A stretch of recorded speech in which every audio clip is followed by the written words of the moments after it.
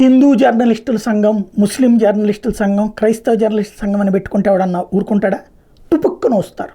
ఎందుకని? జర్నలిస్టులు అయ్యండి, మీకు సిగ్గు లేదా? చదువుకున్నోళ్ళు కాదా? సమాజానికి బాధ్యత లేదా అంటారు. మరి ఇతర ప్రొఫెషన్స్లో కూడా అంతే కదా. మతపరమైనటువంటి విధానం ఉండొచ్చా? తాజాగా ముస్లిం డాక్టర్స్ అసోసియేషన్ అన్నటువంటి దాన్ని ఒకటి ఎస్టాబ్లిష్ చేస్తున్నారు.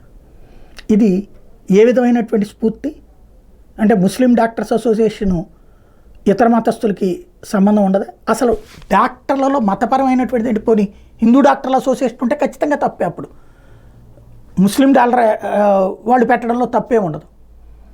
హిందూ డాక్టర్ల అసోసియేషన్, క్రైస్తవ డాక్టర్ల అసోసియేషన్, పార్సీ డాక్టర్ల అసోసియేషన్ లేదు కదా.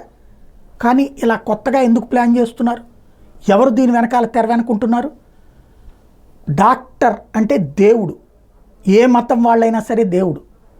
దేవుడులా ఉండాల్సినటువంటి వాళ్ళు దేవుడికే పక్షపాతం వస్తే, పక్షపాతం నాట్ పక్షవాతం, పక్షపాత ధోరణి వస్తే, మత ప్రాతిపదికన చూడటం ప్రారంభిస్తే ఏమైపోతుంది?